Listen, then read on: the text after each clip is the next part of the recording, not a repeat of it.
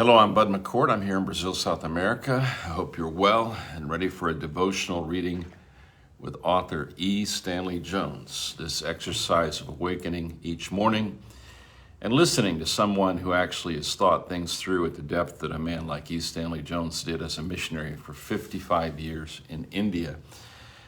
At least this helps me to focus in on the essential nature of what it means to be a Christian, what it means to be a disciple. It also helps me to know that what we need to do with people is to help them to focus their attention on God as revealed in Jesus Christ. That is the only way we should disciple people, because if we disciple people to an idea, or we disciple people to a way of thinking, or we disciple people to an organization or an institution, that will not hold up through time. But if we disciple people to the person of Jesus Christ, who is directly sent from the Father, then we give people the basis to have a life where they will be living a life of faith, hope, and love. And Stanley Jones pounds away at this question of self-centeredness or God-centeredness, a focus on Christ instead of focusing on ourselves, and then learning to open the windows and look out and see the needs that people have and help to bless the lives of other people as we love God with all of our heart, mind, soul, and strength, and we love our neighbor as we love ourselves. So listen to what he has to say, getting to the end of this discussion about self-centeredness, and he says this, the title of this devotional is Everything for the Love of God.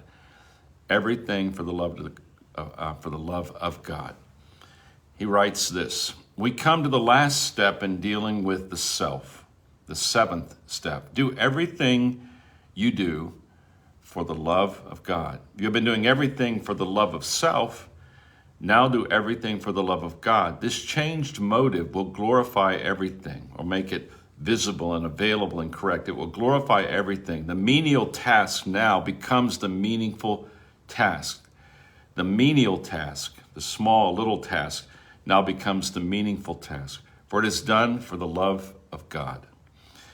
On an evangelistic tour of Japan, going to 72 cities in 3 months, speaking 2 to 5 times a day, with many meetings lasting over 2.5 hours, changing beds every night and meeting new people and situations every day, I asked myself, why do you do this at your age? Why aren't you slowing down instead of accelerating? And the answer came back, I love to do it. It's fun. It's fun to do everything for the love of God. Life then becomes play. I do it because I can't help it. There's no credit wanted. This is literally the reputation of this man, well up into his 80s, and even after suffering some physical problems, this man went on and on and on around the world, preaching the gospel to other people. It was for the love of God. A wealthy man watched a missionary nurse attending to lepers in China. He said to her, I wouldn't do that for $1 million. And the nurse quietly replied, neither would I, but I do it gladly for the love of God. This is the deepest discipline of self I know. Do everything you do for the love of God. Then you are not struggling to keep the self under. You are expressing the self on another level with another motive. Then the self partakes of the glorifying of the task. The self itself is also glorified or revealed.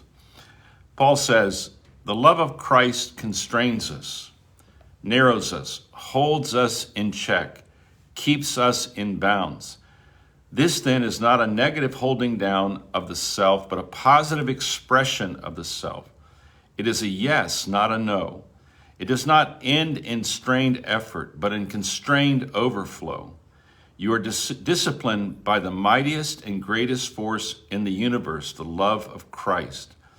When the natives of Africa, puzzled by Dr. Albert Schweitzer's coming among them to serve their sick and wounded, asked him why he came, he answered very simply, Jesus sent me. That phrase, Jesus sent me, has been the source of the world's greatest service and has been the secret of the world's greatest servants. And here is his prayer. O Christ, your love goes to my depths and holds me and frees me in the holding. I thank you. Amen. The affirmation for the day. The love of Christ will constrain me and train me in everything. The love of Christ will constrain me and train me in everything. Another author named Oswald Chambers says, God orchestrates our circumstances to educate our faith. I think what Stanley Jones is trying to get me to understand and get us to understand is that we need a motivation. We need a vision of having been sent. And Jesus said in his own words that as the Father had sent him, he would be sending us as well. We are to be, as he was in the world, we are to be in the world. We are to be people who are sent by God. We are sent by love. We are arriving in the lives of people, not so that we can change them by our force of opinion or will. We are sent by God as a representative of the love of Christ. And we can become very frustrated with how people respond or do not respond to our love. But if we will understand that we are to love unconditionally, we have been sent to be salt and light, not to be judges and juries for the behavior of other people. As much as we might be able to see exactly that a person is off the road to any kind of happiness and they are destroying themselves by the behaviors that they are living, we can see that and understand it. But we also know that the only thing that can arrest that person and turn that person back to the right path is a genuine demonstration of truth and grace. We are sent to be truth and grace, not just grace or not just truth. It is this beautiful, beautiful balance between graciousness, which is generosity given to people who do not merit it or deserve it, the grace that found us, and then we are sent to deliver that grace and truth to others. And we are, as it says in Romans chapter 12, we present our bodies as a living sacrifice, holy and acceptable unto God, which is our reasonable service, because that's what Jesus did. He presented himself and was a living sacrifice. He died on the cross for our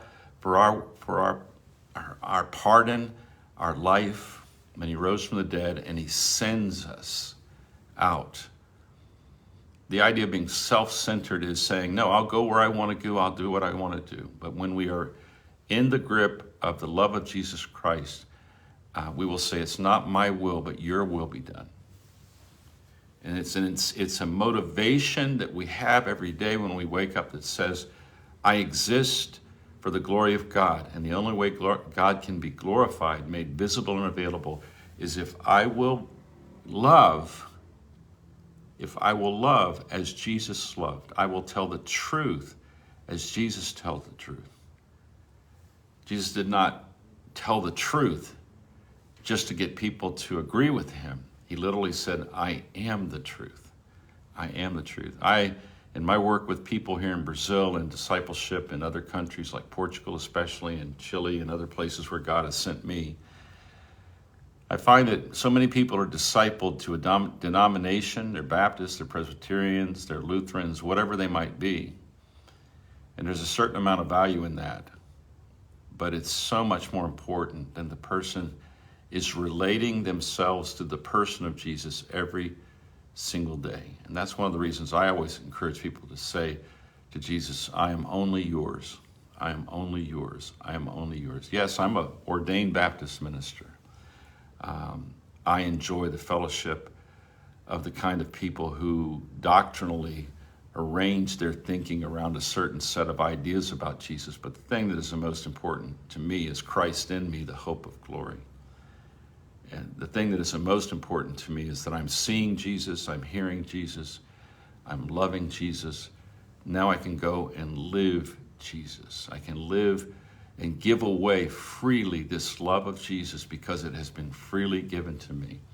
And if I receive by grace, I will give by grace. I won't charge for this message or my presence in the life of anyone else because I'm being sustained by God's care in me and through me.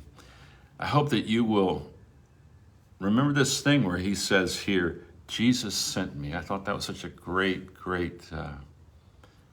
statement. Why are you here? Jesus sent me. Why are you going to be where you're going to be today? Jesus sent me. Why am I going to be where I'm going to be today? Jesus sent me. Why in the world am I in Brazil? Jesus sent me. Why I'm in this particular city? Jesus sent me. Why am I doing what I do? Jesus sent me. I hope that you'll hear that echoing in your own heart and have a great day. God bless you.